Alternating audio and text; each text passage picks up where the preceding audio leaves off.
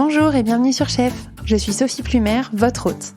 Avec Chef, je dresse des portraits de femmes et d'hommes engagés dans leur entreprise, passionnés par l'intelligence collective et qui accompagnent leurs équipes de manière positive. Chef, c'est le podcast de ceux et de celles qui sont convaincus que, comme moi, bienveillance et performance sont indissociables.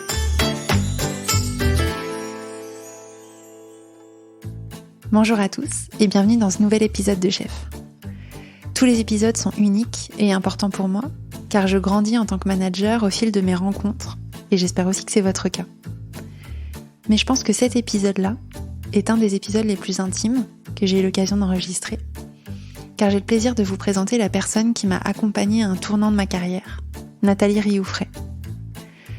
Nathalie, elle a une carrière dans le monde du conseil, en tant que consultante puis en tant que DRH, à faire pâlir les plus ambitieux. Elle est passée par Arthur Andersen, Bain, BCG et Chapuis Alder. Je ne doute pas que ceux qui connaissent le monde du conseil sont impressionnés par ce CV. Mais bien au-delà de ce pédigré, Nathalie, elle est aujourd'hui coach et elle accompagne les leaders dans leur développement personnel. Je l'ai invitée sur le podcast pour qu'elle nous explique l'importance de se développer personnellement en tant que chef. J'ai décidé d'aborder ce sujet car je rencontre de nombreux managers et leaders qui sont face à des difficultés d'organisation, de gestion du temps, de relations, d'affirmation d'eux, et qui ne savent pas bien comment dépasser ces limites. D'autres ont envie de faire appel à un coach, mais ne savent pas vraiment pourquoi ni comment faire. D'autres encore se disent que c'est vraiment du bullshit et qu'il ne faut pas trop se poser de questions dans la vie, mais ils font quand même le constat que certaines situations sont compliquées à dépasser. Alors auprès de Nathalie, j'ai cherché à comprendre tout ça. D'abord, ce qu'est le développement personnel. Pourquoi c'est important pour un leader de chercher à se développer, de se connaître.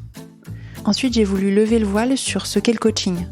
Quand et comment faire appel à un coach. Enfin, j'ai demandé à Nathalie de nous éclairer sur la notion de confiance en soi, afin de savoir déjà ce qu'est la confiance en soi et comment gagner en confiance au quotidien, car c'est souvent une problématique que j'entends ou que j'ai pu entendre quand j'étais manager et RH. Pour tout vous avouer, quand j'ai réécouté cet épisode après l'enregistrement, j'étais dans une période de chamboulement un peu dans ma vie personnelle et professionnelle.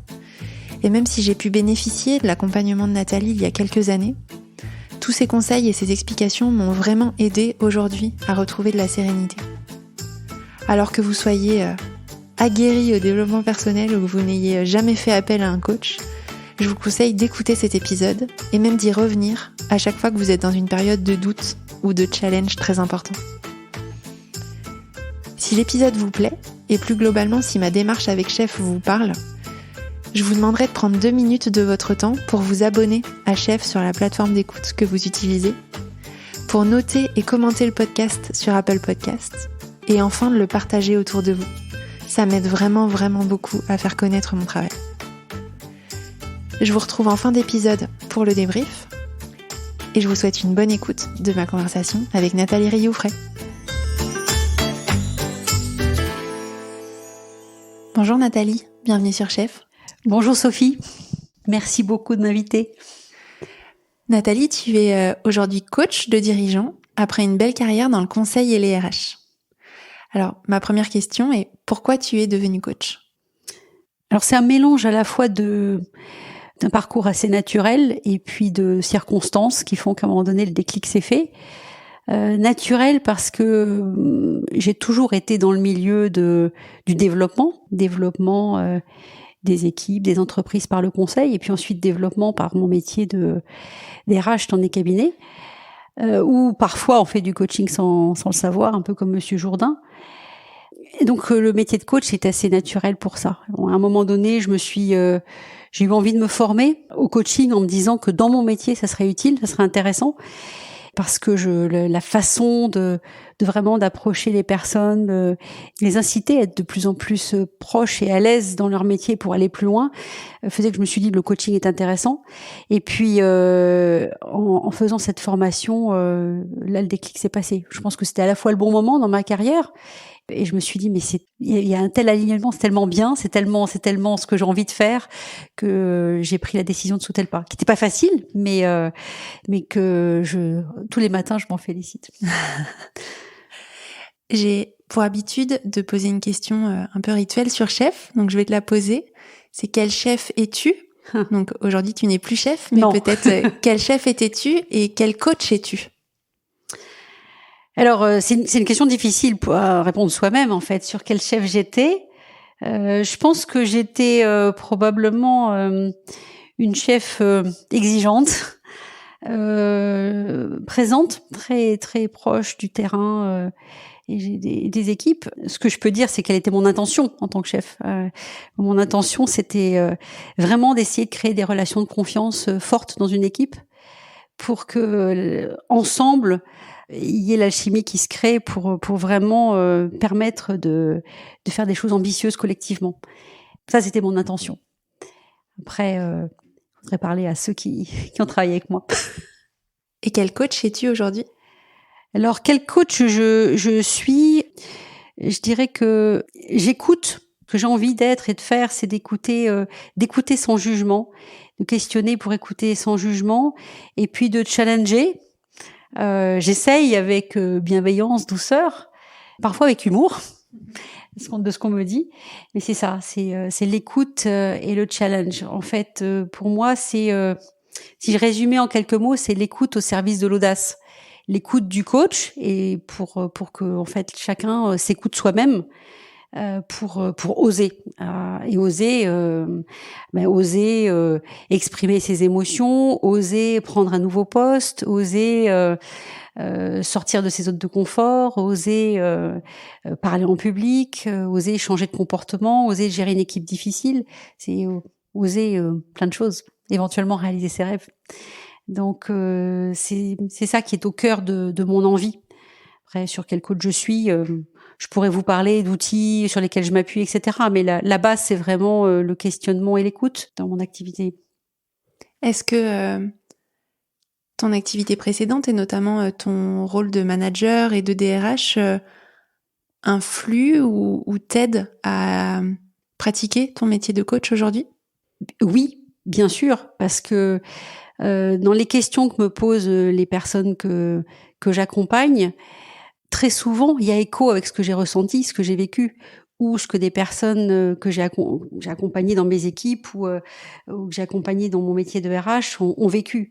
Donc, c'est pas la tête qui répond, qui parle ou qui pose des questions. C'est à partir des échos que ça fait en moi, de situations que j'ai vécues. Donc en ça m'aide énormément. C'est faire écho avec des questions qui sont qui sont vraies, qui partent vraiment du ressenti plutôt qu'une question théorique. Et en ça c'est pour moi essentiel en fait. Alors je t'ai invitée sur le podcast, Nathalie, parce que j'ai eu la chance d'être accompagnée par toi il y a quelques années, un moment charnière de ma carrière. J'étais manager depuis 2 ans et j'avais besoin d'un petit coup de pouce pour dépasser certaines difficultés, en tout cas accélérer le fait de dépasser ces difficultés. Et je peux dire qu'avec le recul, effectivement, ton accompagnement a été un vrai accélérateur pour moi. Donc déjà, merci pour ça. Et merci de ton retour. Merci beaucoup. Et la raison pour laquelle je t'ai choisi comme invitée sur Chef, c'est parce que j'ai pleine confiance en toi et en ton accompagnement. Et donc, c'est parfois difficile, en fait, de choisir le bon coach à interviewer sur un podcast. Et voilà, tout naturellement, mon attention s'est portée vers toi pour aborder une question qui revient souvent, en fait, chez mes invités et puis que moi j'ai vécu aussi personnellement, c'est le développement personnel, l'importance du développement personnel pour un leader, pour un manager. On entend beaucoup les termes de développement personnel, de la notion de se connaître soi-même, parfois d'être à l'aise dans ses baskets. On a presque, pour certains, cette médiatisation aussi du coaching peut même résonner comme une injonction à se connaître et à suivre un coaching ou même suivre une thérapie parfois. On me l'a déjà dit. Et j'aimerais clarifier avec toi, pourquoi est-ce que c'est important de se développer personnellement dans la sphère professionnelle? À quoi ça sert? Alors se développer, c'est l'idée derrière de progresser, de grandir. Pas forcément, on ressent pas toujours le besoin de progresser et de grandir. Je pense que ça, déjà, c'est une question assez personnelle.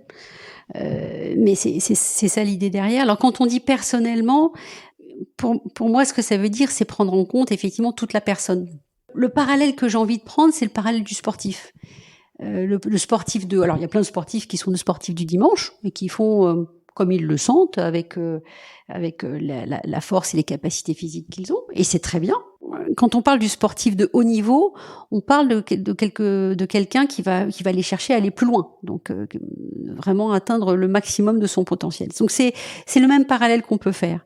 Le sportif de haut niveau, bien sûr, qu'il va essayer de développer sa force musculaire, le geste physique. L'athlète qui court, il va travailler la longueur de sa foulée, le rythme, comment on démarre sur les starting blocks, comment on passe le témoin quand il fait des courses de relais.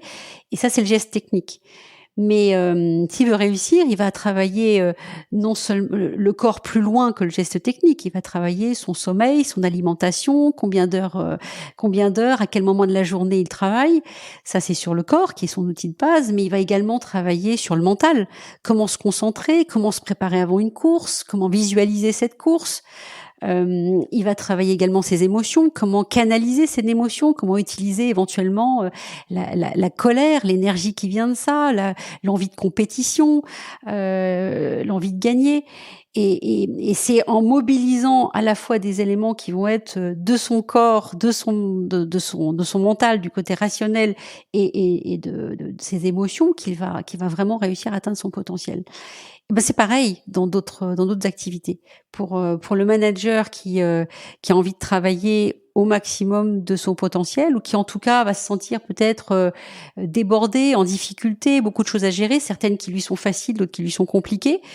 Eh bien de toucher du doigt des choses qui sont de l'ordre pas seulement de ce qui mobilise d'habitude, qui peuvent être surtout par exemple de l'ordre du rationnel ou du mental, mais de réfléchir aussi à tiens comment je modifie d'autres choses, comment je prends en compte mon énergie, mes émotions. Ça va le permettre d'aller plus loin ou de faire les choses plus facilement avec moins d'énergie, et quelque part d'aller plus loin, de faire mieux, d'avoir plus d'idées. Plus de temps, des relations de qualité différentes, et donc d'explorer des choses différentes. Donc c'est cette idée-là. Donc là, on comprend bien à quoi ça sert de se développer personnellement. Oui. C'est finalement pour être meilleur et pour bien le vivre, et pour pouvoir aussi avoir un rayonnement, je trouve, positif auprès de ses équipes et de ses parties prenantes en tout cas. C'est un moyen en fait de gérer son énergie pour être plus efficace. Plus efficace, après, cette définition dépend de chacun. Ça peut être de mieux gérer son énergie, de faire plus ou de faire mieux. Mais c'est beaucoup autour de cette notion de être plus efficace par rapport à un objectif que chacun se fixe. Alors, pour se développer personnellement, il y a plusieurs manières. Déjà, je pense qu'on peut peut-être le faire nous-mêmes. On peut être accompagné par un coach, peut-être par des communautés ou autres. Est-ce que tu peux nous éclairer sur de quelle manière on peut se développer personnellement, et est-ce que l'appel à un coach est nécessaire, ou quand est-ce que c'est nécessaire? Alors heureusement qu'on n'a pas besoin d'un coach chaque fois qu'on a envie de se développer personnellement. Et si on veut, en fait, tout est prétexte à se développer. Celui ou celle qui a envie de chercher, d'apprendre, ce qu'on parle en fait quelque part d'apprendre de différentes façons, il y a beaucoup de moyens. Notre environnement, enfin les premiers qui nous ont aidé à nous développer, ce sont nos parents, enfin nos parents, nos grands-parents, nos proches, nos amis sont évidemment des très bons vecteurs de développement. Au fur et à mesure, parce qu'on a eu des professeurs, des formations. Après, certains qui sont intéressés par ces questions de développement, mais il y a des lectures, des vidéos, des podcasts comme tu fais. Donc, nos managers, nos collègues, il y a beaucoup d'entreprises qui mettent en place aussi des systèmes de mentoring. Donc, il y a beaucoup de façons de se développer personnellement. Je dirais que ce qui compte, c'est notre environnement, des personnes ou des moyens mis à disposition. Ce sont plein de signaux qui nous permettent de le faire. La difficulté, ces signaux qui peuvent être soit des informations, soit des feedbacks. Le feedback, c'est la loupe, la boucle de retour. On fait quelque chose et on a une information en retour sur est-ce que ça a été efficace, est-ce que c'était bien perçu, est-ce qu'il y a eu des résultats. C'est globalement qu'est-ce qu'on en fait. D'abord, est-ce qu'on les voit, ces informations, ces signaux? Est-ce qu'on a envie de les voir?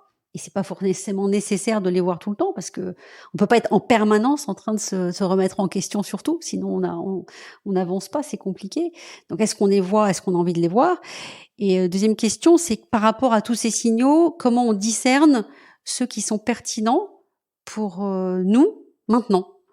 On voit que, par exemple, dans les réseaux sociaux, aujourd'hui, il y a beaucoup de débats sur la quantité d'informations qu'on reçoit sur un sujet. On va pas revenir sur des sujets d'actualité, mais comment on discerne, voilà, ce qui est juste pour nous maintenant. Et ça fait partie des difficultés qu'on peut avoir. Alors, qu'est-ce que peut faire le coach? C'était ta question, Sophie? Oui. Qu'est-ce que peut faire le coach ou le coaching dans ces cas-là? C'est aider déjà à mettre la lumière sur par rapport à un objectif que se fixe une personne, c'est de se dire tiens, voilà les signaux qu'il y a autour de toi peut-être qui peuvent aider, et puis aider à ce discernement en posant des questions. Tiens, quels sont les risques par rapport à cette information, les opportunités pour toi? On a des angles morts. Il y a des choses on voit bien l'intérêt que ça a pour nous, mais on peut parfois oublier les risques. Au contraire, il y a beaucoup de choses, et c'est plus souvent le cas d'ailleurs, qui nous font peur. On se dit ouh là là. Donc on va pas les regarder. Donc on va pas les regarder, ou on va parfois les voir, mais on va se dire non, c'est pas pour moi, ou c'est pas le bon moment, ou il y a trop de risques et donc je vais pas y aller. Et parfois d'avoir un éclairage extérieur qui va nous donner le coup de pouce pour rééquilibrer en fait la balance risque-opportunité peut nous aider. Donc tu posais la question de dans quel cas faire appel à un coach. Je pense que c'est un investissement important de faire appel à un coach. C'est pas juste 5 minutes se poser une question et de se dire tiens, je vais regarder. C'est en général un investissement dans la durée, parce que ça prend du temps ça prend du temps de changer. Ça prend du temps de accepter ou entendre rationnellement. En général, c'est relativement rapide, mais de changer le comportement ou changer la façon de faire, ça prend du temps. Donc, ce que peut faire donc le coaching, en général, ça s'étale sur plusieurs mois. Ça peut être de l'ordre, c'est une rencontre par mois, par exemple, parfois un peu plus, parfois un peu moins, sur plusieurs mois. Donc, c'est un investissement. Donc, à quel moment ça vaut le coup, c'est quand quelqu'un se dit, là, il y a un enjeu pour moi. Il y a un enjeu qui fait que j'ai envie vraiment d'investir ce temps, cette énergie pour le faire. Et l'enjeu, il peut venir de l'extérieur, peut être comme une promotion qui nécessite de s'y préparer parce que certains aspects nous inquiètent ou nous font peur, ou parce qu'il y a des choses à régler pour l'avoir. Ça peut être un enjeu externe qui est apporté par des gros bouleversements dans l'organisation, qu'il faut s'adapter, ou adapter son comportement, ou une nouvelle activité qui fait qu'on doit, plutôt que de travailler soi-même à partir d'une expertise, à un moment donné où on doit aller vers les autres, par exemple se lancer, y avoir des activités commerciales, ça mobilise d'autres ressorts et d'autres qualités. On se sent pas forcément prêt à le faire. Alors on a peut-être les qualités, mais on sait moins bien les mobiliser. Donc des enjeux externes, mais il peut y avoir aussi des enjeux internes. Je rencontre des personnes qui, à un moment donné, se disent voilà, ça fait X années que je travaille. Aujourd'hui, j'éprouve moins de plaisir dans ce que je fais, ou j'ai moins d'énergie, ou je trouve pas mon équilibre entre différentes activités, mon activité professionnelle et mon activité personnelle, et j'ai besoin de changer quelque chose. Je ne sais pas bien quoi, mais je sens que continuer comme ça est pas satisfaisant pour moi. Et le fait, par exemple, de changer de travail, je l'ai déjà fait, ça résout pas cette question, qui est une question qui est quelque part chez moi. Il faut que la question ou l'enjeu soit ressenti comme suffisamment fort par la personne pour qu'elle se dise comment je me fais accompagner, peut-être dans ce moment qui est un peu qui est important pour moi. Et là, le coach peut être une des pistes pour passer ce cap. très concrètement, est-ce que tu peux nous expliquer un peu comment se passe une séance de coaching ? Tu disais que déjà un accompagnement était sur plusieurs mois avec des rencontres régulières au cours de ces mois. Qu'est-ce qui se passe pendant ces rencontres ? Alors, ce qui se passe, c'est que ce que j'aime bien, c'est que au cours d'une séance qui peut durer 1h30 ou 2 heures, souvent en présentiel, mais on a appris à travailler aussi en distanciel, donc ça se fait très bien aussi. C'est de partir de sujets qui sont les plus concrets possibles pour la personne. On a en tête ensemble un objectif, un fil rouge en fait d'objectifs pour le coaching, mais de partir d'une situation concrète qui est soit à préparer, soit à venir, soit qui a posé problème, qui était une illustration intéressante de travail par rapport à cet objectif, et de la travailler, de la revivre en se disant tiens voilà, qu'est-ce qui a posé problème. Je vais poser des questions, non seulement sur ce qui s'est passé, mais pourquoi c'est ressenti comme problématique. Souvent c'est des questions qui vont intégrer une relation avec d'autres personnes, donc essayer d'aider la personne à se mettre dans les chaussures de l'autre personne, éventuellement de revivre la scène ensemble en lui faisant prendre la posture qu'elle avait elle, mais aussi à un moment donné de lui faire jouer le rôle de l'autre personne pour que on touche du doigt en fait ce qui se passe. Si je peux illustrer, moi je me souviens très bien de quelque chose qui m'a marqué, je pense, à vie dans ton accompagnement. J'étais arrivée en séance de coaching assez frustrée parce que j'avais demandé à un directeur avec lequel je travaillais de mettre un sujet RH à l'ordre du jour d'un comité de direction, qui était un sujet qui me tenait à cœur, qui était important pour moi, que j'estimais important pour l'entreprise et qui, comme il était important pour l'entreprise et important pour moi, devait être traité de manière très sérieuse et peut-être longue en comité de direction. Donc, quand j'avais demandé à ce directeur de mettre ce sujet à l'ordre du jour, je m'attendais peut-être à 15-20 minutes d'interaction sur ce sujet. Et il m'avait donné 5 minutes.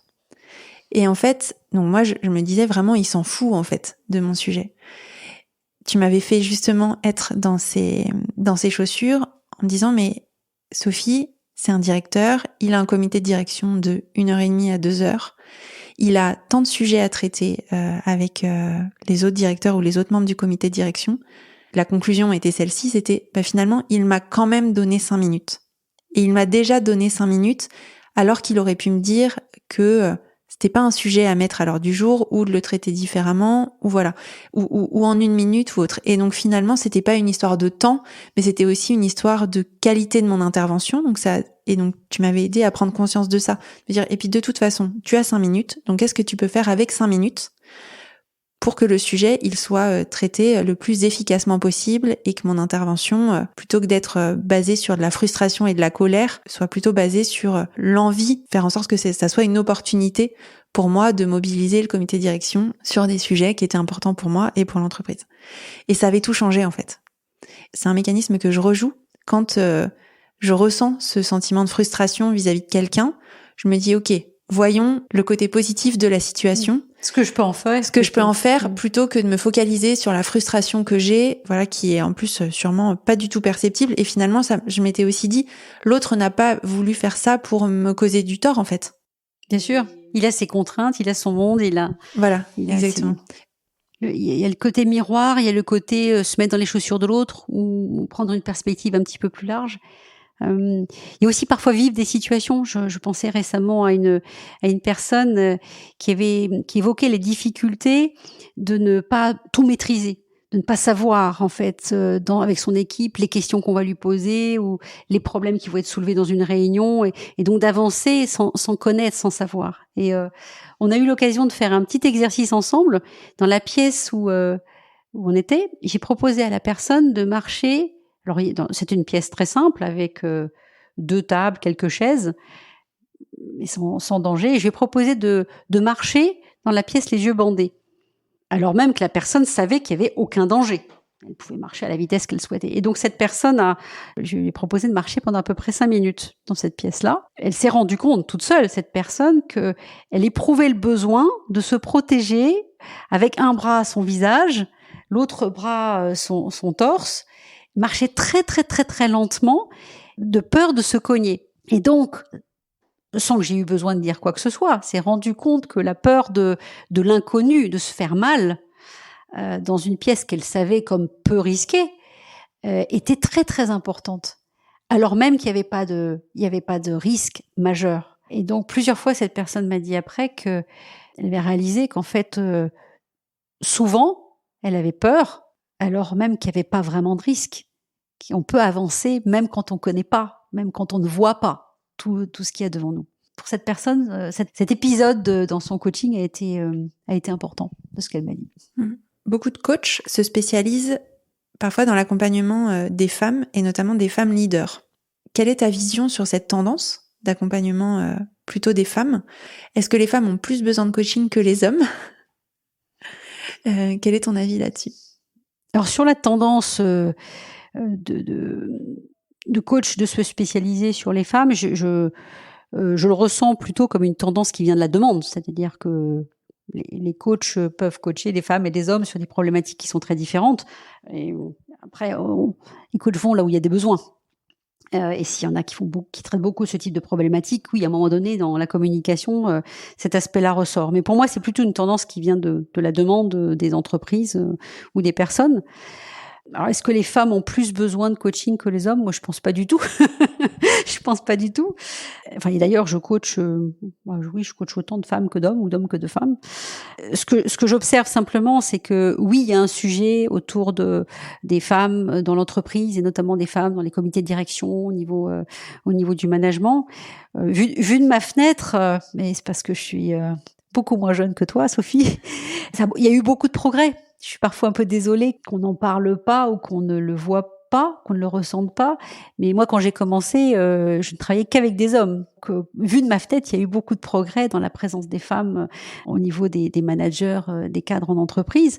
Mais c'est vrai que les progrès sont lents.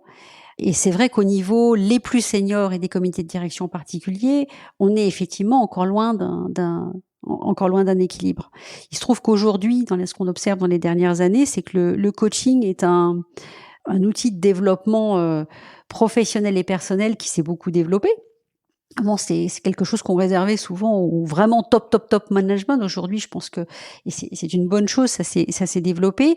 Et donc, on pense au coaching pour aider à essayer de rééquilibrer les choses. Comme il n'y a pas assez de femmes, on le propose aux femmes. Je pense qu'on pourrait tout autant proposer du coaching aux hommes sur ce sujet-là, mais c'est plus facile de le proposer aux femmes. Donc, est-ce que les femmes ont plus besoin que les hommes ? Non. Sur ce sujet d'équilibre de la parité femmes-hommes dans les entreprises et à haut niveau, je pense que ma conviction, c'est probablement qu'il faut faire travailler, faut les faire travailler ensemble, les hommes et les femmes. Quand on coach des femmes, souvent, ça vient de la part des RH ou de l'entreprise, de l'idée de les aider à ce qu'il y ait plus de femmes et qu'elles progressent plus loin dans les équipes de direction. Mais en fait, on traite des questions avec elles qui sont des questions qu'on peut tout à fait traiter avec les hommes et que je traite aussi avec des hommes, qui vont être des questions de comment je délègue plus, comment j'ose parler plus en public, comment je prends ma place et je me sens bien à cette place-là dans un collectif qui est pas forcément facile, comment j'apprends à mieux lire les enjeux politiques dans un collectif. Et c'est des sujets que je traite exactement, c'est les mêmes types de sujets que je traite avec des hommes.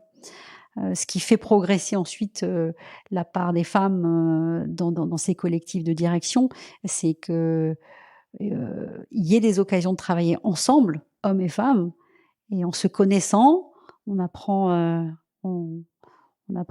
mieux se comprendre, à mieux se connaître, du coup à mieux s'apprécier et progressivement c'est la question de la confiance qui grandit et puis la question de savoir ensuite si on travaille avec un homme ou une femme n'existe plus. C'est juste quelle personne avec quelles compétences va pouvoir nous aider le mieux. Est-ce que j'exagère en disant que pour aller vers de l'égalité, plus d'égalité hommes-femmes dans les entreprises, ou en tout cas avoir peut-être encore plus de femmes à des postes de direction. Oui, il faut coacher les femmes parfois pour qu'elles osent et qu'elles s'intègrent plus facilement peut-être à des milieux qui sont encore masculins ou à majorité masculine. Mais il faudrait aussi coacher les hommes pour je sais pas, travailler leur ouverture d'esprit, leur accueil, leur capacité d'accueil de quelqu'un de différent ou autre. Est-ce que oui, tu as raison. La seule limite en fait à ça, c'est que pour travailler en coaching, il faut le vouloir. Et ça, on peut pas le décider à la place de la personne. Si la personne ne le veut pas, il se passera rien. C'est comme un guide qui emmène quelqu'un à faire une randonnée en haute montagne. Le guide, il peut apporter des idées de chemin, des conseils, de l'encouragement. Mais si la personne n'a pas envie de marcher, il se passera rien du tout. C'est important ce que tu dis sur la volonté de se faire coacher. C'est vraiment un travail à deux. C'est vraiment, quand on parle d'accompagner, c'est vraiment l'idée que le coach est avec et peut encourager, ou peut, par ses questions, ouvrir des chemins possibles. Mais si la personne ne veut pas avancer, oui, il se passera rien. Un autre sujet que je voulais aborder avec toi, c'est le sujet de la confiance et de la confiance en soi. Quand j'étais RH, j'entendais souvent des managers qui pouvaient dire oui, il ou elle manque de confiance en elle ou en lui. Et même certains collaborateurs étaient assez conscients ou m'exprimaient le fait de manquer de confiance en eux. Ce que j'ai pu observer, c'est que le mot confiance, c'est un mot un peu valise, derrière lequel on peut peut-être se cacher, mais qui vient chercher plein de sujets, tout un tas de situations, tout un tas peut-être d'émotions aussi. Donc j'aimerais bien que tu nous éclaires sur qu'est-ce qui se cache derrière le mot confiance en soi ou la notion confiance en soi. Alors comme tu dis, c'est une notion très difficile et ça recouvre beaucoup de problématiques. Pour moi, en fait, peut-être que le plus simple quand on parle de confiance en soi, c'est de dire. D'ailleurs, on en parle plus quand on dit qu'on n'a pas confiance en soi que quand on a confiance en soi. Donc, on parle plus quand on sent qu'il y a un problème que quand ça va bien. Et quand il y a problème, c'est quoi le problème ? Ce qu'on peut dire en termes de définition, c'est quelqu'un qui va exprimer qu'il n'a pas confiance en lui. Ça va être lié à une notion de manque ou d'insuffisance de sérénité ou de tranquillité. Je n'ai pas l'esprit tranquille, je suis pas à l'aise. C'est peut-être ça qu'on exprime quand on parle d'un manque de confiance en soi. Pas à l'aise ou pas l'esprit tranquille pour faire quelque chose ou dans une situation ou plus large ou en général. Maintenant, qu'est-ce que ça recouvre ? C'est recouvre des questions qui vont être autour de est-ce que je me sens ou non capable, légitime, autorisée à faire quelque chose ou autorisée à être là. Question de se sentir à sa place ou pas, question de se sentir acceptée dans un groupe ou pas. Et ça peut être beaucoup plus large que ça. Donc, dire qu'est-ce que ça recouvre, je ne sais pas. Je ne sais pas. Pour moi, c'est une notion de oui, je suis pas serein ou tranquille dans ma tête et dans mon corps par rapport à quelque chose. Ce que je retiens en tout cas et que je trouve intéressant dans ce que tu dis, c'est bien souvent on n'a pas confiance en soi dans une situation donnée et c'est intéressant de creuser ce qui fait que dans cette situation-là, on n'a pas confiance en soi, en nous. Ça peut être pour des questions de compétences, ça peut être pour des questions de relations, ça peut être pour des questions autres. Mais du coup, de creuser ça, de spécifier. Oui, voilà. Oui. Et après, quand ça revient très souvent ou que c'est très courant, bah aussi se poser la question de ce qui se joue vraiment et pourquoi on ne se sent pas à l'aise aussi régulièrement que ça. Ou de mieux comprendre ce qu'il y a derrière ça, effectivement. Chaque fois, la première chose, c'est vraiment de se dire de quoi parle-t-on. Si je te dis j'ai pas confiance dans mes capacités pour piloter un avion, j'ai pas de problème, je suis tranquille dans ma tête, je suis pas pilote et c'est pas grave. Si je te dis je ne suis pas j'ai pas confiance dans mes capacités à préparer cette réunion, c'est quelque chose que on peut travailler, on peut apprendre, je peux me faire guider. Quand la difficulté, donc ça c'est le premier travail qu'on peut faire, c'est de spécifier de quoi on parle. Les personnes qui effectivement au fur et à mesure du temps disent de plus en plus: «J'ai pas confiance en moi», la question c'est de se au c'est vraiment de revenir à des choses concrètes. Tiens, à quel moment tu le dis? Pourquoi tu le dis là, maintenant? Qu'est-ce qui fait que tu n'es pas tranquille? Et c'est quoi? C'est de l'inquiétude, c'est de la peur, c'est dans ce groupe-là, mais est-ce que dans un autre groupe c'est pareil? Quand tu as telle intervention à faire, mais si tu avais une autre intervention à faire, est-ce que ça serait différent? Donc c'est vraiment, chaque fois qu'on peut, de spécifier. Après, quand c'est vraiment quelque chose de général, qu'on a cette tendance à parler de «j'ai pas confiance en moi», c'est en tout moi. C'est pas juste en une capacité, ça devient en moi, et donc ça prend beaucoup de place. C'est très perturbant de dire du coup, ça sous-entend presque que j'ai confiance en rien. Du coup, je ne suis capable de rien. Et ça, c'est très perturbant. Donc la question, vient à se dire, mais tiens, comment je peux sortir de cette boucle-là? Alors là aussi, il y a plein de choses qu'on peut faire en coaching ou ailleurs, hein. Une des choses qu'on peut tester, c'est de travailler sur ses forces. Je suis capable de quelque chose. Là, j'ai l'impression d'être capable de rien, mais en fait, de quoi je suis capable? Et on peut commencer, par exemple, à se dire, mais tiens, je pense à quelque chose que j'ai fait, une réalisation que j'ai faite, qu'elle soit dans le domaine professionnel ou personnel, parce qu'on est une personne complète. L'énergie qu'on a en pensant à des choses qu'on fait bien dans le domaine personnel, ça rejaillit sur notre énergie en général et donc professionnelle. Donc une réalisation, un projet que j'ai mené, quelque chose que j'ai fait que je considère comme plutôt bien. Ok, c'était quoi? Qu'est-ce qui était bien? Qu'est-ce qui a été mobilisé pour que ce soit bien? Quelle était ma contribution pour que ça soit une réussite? Et dans cette contribution, quelles sont les qualités qui ressortaient pour que ça soit une réussite? Quelles sont les qualités humaines? C'est pas des qualités techniques ou des qualités humaines. Parfois, on a du mal à le faire soi. On peut en parler à quelqu'un d'autre qui nous aide à voir les qualités qui ont émergé pour que ça soit bien. Et en le faisant, on y trouve de l'énergie. On revoit quelque chose qui me redonne confiance. Et après, je dirais en réussissant à mettre de l'éclairage sur ces forces qu'on a, ces qualités qu'on a, de se les rendre visibles nous donne de l'énergie, et de se dire, tiens, je vais les utiliser. Chaque fois que je peux, en ayant conscience, les mobiliser, ça me permet, chaque fois que je le fais, je me redonne de l'énergie. Et petit à petit, la notion de j'ai pas confiance en moi, elle devient moins générale. Du coup, elle est moins difficile.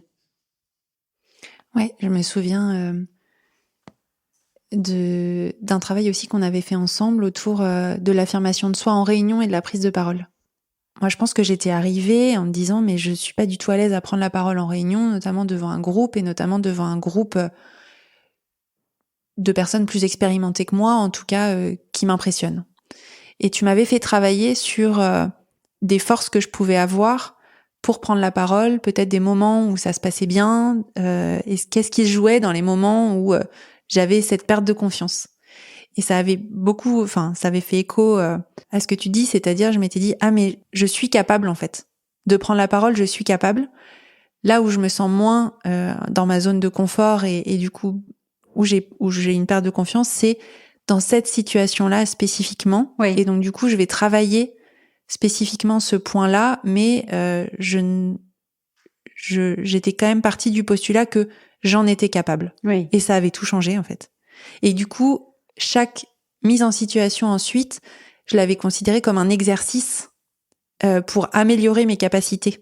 Et pas comme une montagne à surmonter et où je n'avais pas de guide et où j'avais pas de provision, etc. Enfin voilà, j'étais partie du postulat que j'étais capable et ça avait absolument tout changé. Au point que t'en fais ton métier maintenant. Ouais. Bravo. Je me mets justement dans la peau d'un manager qui prend un nouveau poste. Oui. Il va sûrement sortir de sa zone de confort, on lui souhaite en tout cas, puisque c'est un nouveau poste, et donc qui dit nouveau poste dit nouveau challenge et apprentissage. Quels sont tes conseils pour bien vivre une prise de poste et justement bien vivre ces nouveaux challenges? Alors pour faire le lien avec ce qu'on vient de se dire sur la confiance en soi, je dirais que une des premières choses à se dire, et régulièrement dans les premières semaines, les premiers mois ou de prise de poste, c'est de se dire mais qu'est-ce qui m'inquiète? Parce que ça peut être très différent d'une personne à l'autre.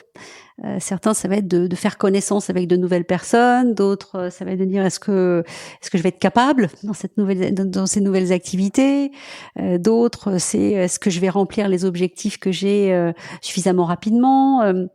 Donc, qu'est-ce qui m'inquiète là, maintenant, aujourd'hui, et de se poser cette question-là, en se disant derrière, bon, ok, je suis inquiet parce que j'ai peur aujourd'hui de rencontrer le grand patron.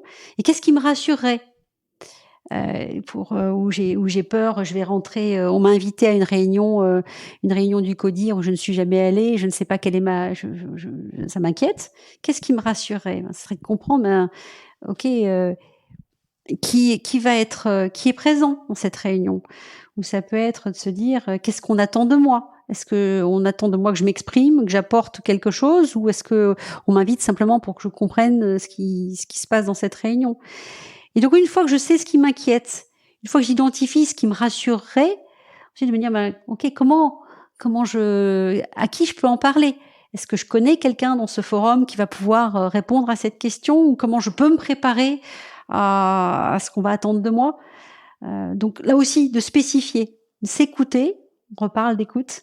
Je m'écoute et jour après jour, j'identifie, et du coup, je peux mettre mon énergie pour agir en conséquence. Comme tu le disais tout à l'heure, je sais ce qui va pas et donc je peux travailler dessus. Donc ça, c'est, je dirais, le conseil le plus qui peut être utile tous les jours, en fait, dans une nouvelle activité, prise de poste ou autre. Après, plus spécifiquement ou plus généralement, je ne sais pas, sur une prise de poste, il y a la question dans les premiers mois, d'observer et d'écouter pour comprendre ce qui se passe. On n'attend pas forcément de nous tout de suite quelque chose de révolutionnaire. Donc vraiment se dire j'observe, j'écoute, poser des questions. Personne ne nous reprochera de poser des questions dans les premiers mois. On se doute bien qu'on ne sait pas tout. Les personnes en face de nous, nos collègues ou nos supérieurs, ne savent pas forcément quelles sont les questions qu'on se pose. Donc, ils vont nous apporter des choses qui sont pas forcément, qui correspondent pas forcément à ce qui nous aide vraiment. Donc, poser des questions. Et puis, une autre chose que j'aime bien, c'est aussi de noter tout ce qui nous surprend dans ces premières semaines, parce que c'est là qu'on a un regard neuf. Si on refait le lien avec le coaching, c'est ça qu'apporte aussi le coach. Il sait pas forcément mieux, mais il a un regard neuf, et ce regard neuf ouvre des angles morts.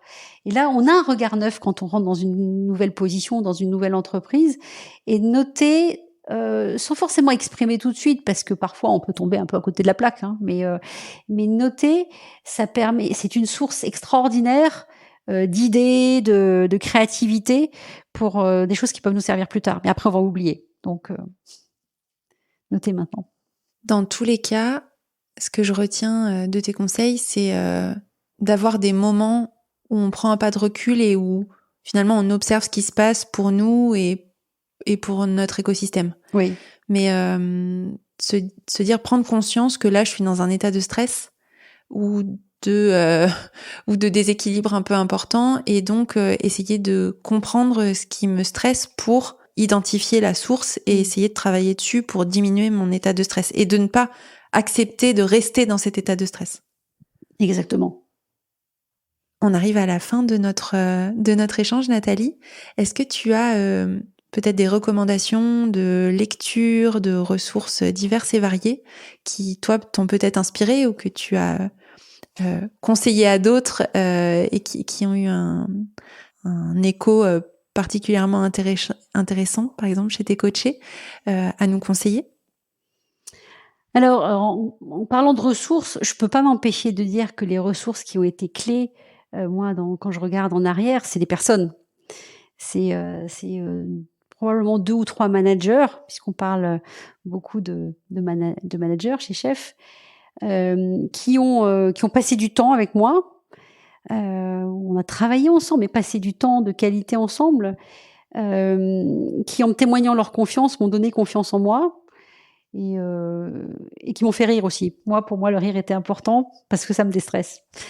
Mais donc les personnes sont importantes en termes de ressources. En tout cas, dans mon cas, c'est ce qui s'est produit. Si je pense à des ouvrages, à des livres, il y en a 2 qui me viennent en tête là maintenant, qui sont dans un registre complètement différent. L'un qui est un joli petit conte qui se lit très vite, qui s'appelle le Chevalier à l'armure rouillée, qui était écrit par Robert Fisher, et qui est un joli conte d'un chevalier qui avait une très belle armure, tellement belle qu'il aidait à vaincre les dragons, à sauver des princesses. Donc cette armure, il l'a quittée peu, et voire de moins en moins. Et puis à un moment donné, il l'a quittée tellement peu qu'elle a rouillé et qu'il n'arrivait plus à l'enlever. Et donc là, c'est le démarrage d'une quête pour lui sur un chemin initiatique de connaissance de soi. Et il écrit de façon très à la fois drôle et un peu tendre. Et donc ce petit livre m'a beaucoup marqué. Et donc dans les moments où on n'a pas le moral, il fait beaucoup de bien. Donc ça, c'est un registre particulier. Le second, c'est un livre qui s'appelle Votre cerveau au bureau, de David Rock, qui est beaucoup plus pratique, qui travaille à partir des recherches en neurosciences, à partir de recherches sur le fonctionnement du cerveau.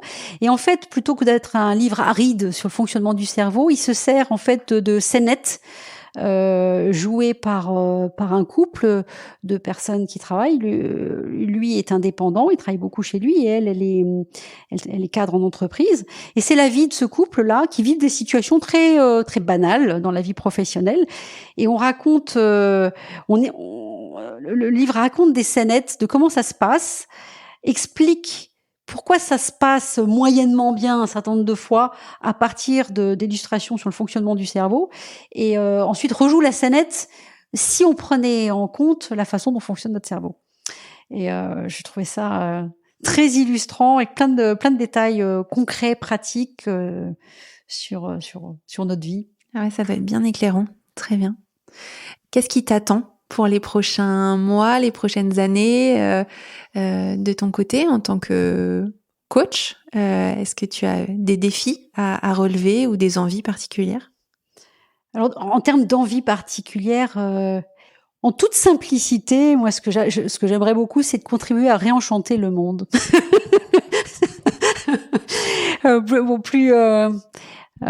Dit plus simplement,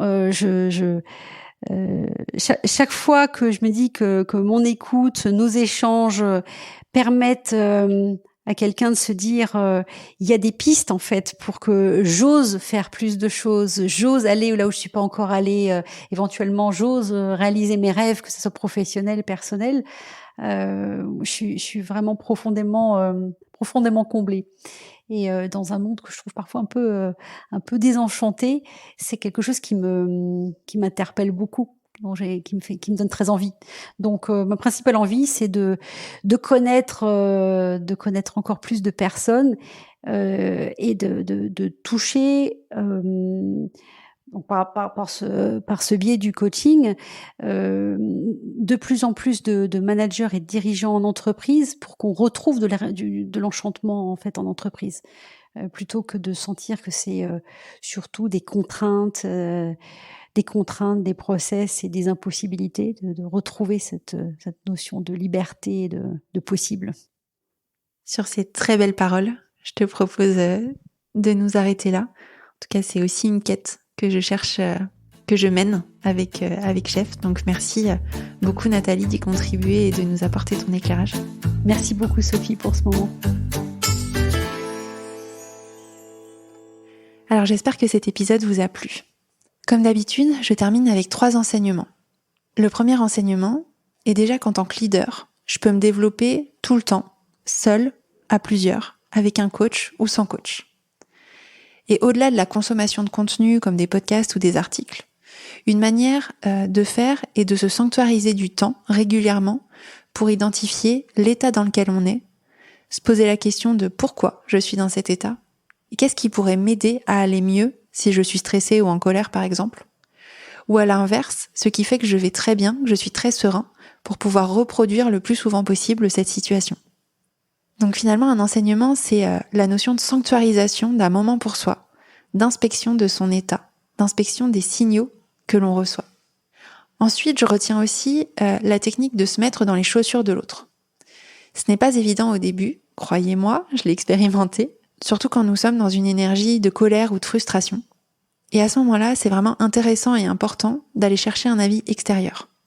Soit celle d'un coach, si on a la chance d'être accompagné, mais ça peut aussi, et plus facilement, être un collègue ou un ami qui nous aidera à factualiser notre ressenti et à explorer nos angles morts, comme le dit Nathalie, car l'autre va avoir un regard différent sur une même situation et va justement nous permettre de nous mettre dans les chaussures de celui ou de celle ou de la situation qui s'est mal passée. Donc je vous invite à identifier peut-être une ou deux personnes de votre entourage personnel ou professionnel qui pourraient régulièrement jouer ce rôle de miroir. À titre personnel, c'est quelque chose que j'ai décidé de mettre en place. Avec une de mes amies, on a justement identifié ce besoin de miroir professionnel que nous avions mutuellement. Et au lieu de mobiliser toutes nos soirées ou nos moments entre copines sur nos sujets professionnels, finalement on a décidé de nous appeler tous les vendredis matins, de 10h à 11h, pour s'aider mutuellement à prendre du recul sur des situations qu'on n'avait pas forcément bien vécues pendant la semaine. On a démarré ce rituel en septembre, et en fait depuis on peut plus s'en passer. Alors vous avez peut-être dans votre entourage une personne ou deux personnes qui pourraient jouer ce rôle pour vous et pour qui vous pourriez aussi jouer ce rôle et de vous sanctuariser du temps ouvré dans une journée de travail pour vous aider à vous développer et à aller mieux. Et en fait, c'est comme ça, on pourrait se dire que c'est une perte de temps, mais en fait, c'est un gain de temps énorme. Le dernier enseignement est sur la notion de confiance en soi et les questions que pose Nathalie sur ce qui se cache finalement derrière cette notion de manque de confiance qui est très large. Les questions qu'elle nous pose, je vous les rappelle, c'est par exemple dans quelle situation je n'ai pas confiance en moi et qu'est-ce qui m'aiderait à retrouver confiance en moi ou à gagner en sérénité. Elle pose aussi la question de quelles sont les situations dans lesquelles je me suis plutôt sentie en confiance pour pouvoir les identifier, les reproduire et nous appuyer justement sur nos forces et ces moments où c'est plus simple pour retrouver de l'énergie. Je profite aussi de cet épisode pour lancer un appel auprès de vous, les auditeurs et les auditrices de Chef. J'aimerais vraiment organiser des moments pour vous, pour ceux qui ont besoin d'un miroir mais qui ne le trouvent pas facilement auprès de leur entourage ou qui n'ont pas l'occasion ou la chance d'être accompagnés par un coach. J'aimerais créer des rencontres en petits groupes, 6-8 personnes, qui seraient des moments privilégiés dans un cercle de confiance où vous pourriez expliquer votre situation, votre problématique à ce groupe et le groupe pourrait vous aider à y voir plus clair et à trouver des solutions. Si l'idée vous plaît, je laisse un lien en commentaire qui vous permettra de prendre facilement contact avec moi pour que je puisse vous rappeler et qu'on construise ensemble ce projet de petits groupes de confiance entre chefs. Sur ce, je vous remercie pour votre fidélité et votre écoute et je vous donne rendez-vous jeudi prochain. Comme on dit en Bretagne, Kenavo.